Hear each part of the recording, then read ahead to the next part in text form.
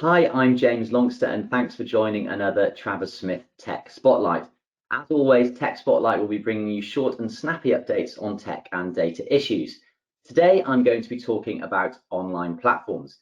Now, the concept of online platforms can mean different things to different people, but that's because it's such a generic term. So what does it cover? Well, it's a broad concept, and at one end of the spectrum, we have social media giants like Facebook, but the term also covers online marketplaces like eBay.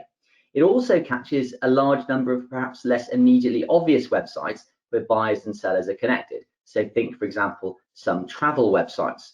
So why do I think this is a topic worth discussing? Well, firstly, these businesses have relatively recently seen an uptick in the way that they are regulated and are going to be regulated. Platforms displaying user content have for some time been potentially liable for that content in the UK if the platform is put on notice of the offending content.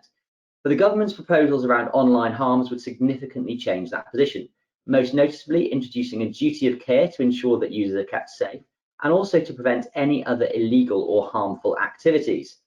That's clearly something that's been quite well publicised recently for obvious reasons, like it would help to protect children and in the battle against fake news. And for the record, from the perspective of the general public, most people are going to say that that's a good thing.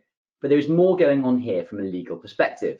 A relatively unreported law came into force earlier this month, which regulates platforms' interactions with business customers who are connecting them to their consumer customers.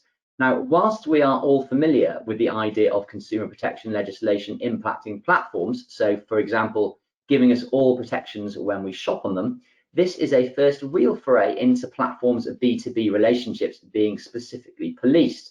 Effectively, the law is trying to address what it considers to be an unbalanced playing field, where the platforms control the gateway to the consumers.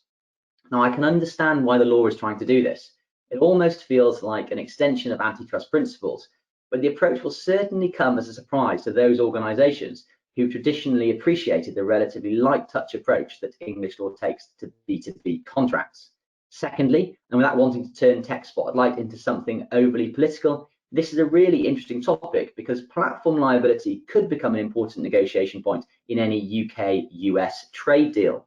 The US's America First approach has apparently led to the US trade deals incorporating provisions which protect online platforms from liability, effectively rolling out something known as Section 230 of the US Communications Dependency Act, which is sometimes referred to as the law that allowed the explosion of the online economy.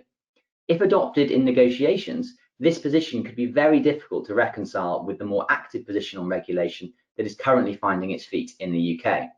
Now, this is one we're going to have to keep a watching brief on, but in my view, it's clear that this is likely to be an area which is going to become increasingly difficult to navigate from a legal compliance perspective. But regardless of what the future holds, if you're an online platform operating in the UK today, then do make sure your ways of working and terms of business are compliant from a regulatory perspective. That's all from this edition of Tech Spotlight. I hope you can join us again soon.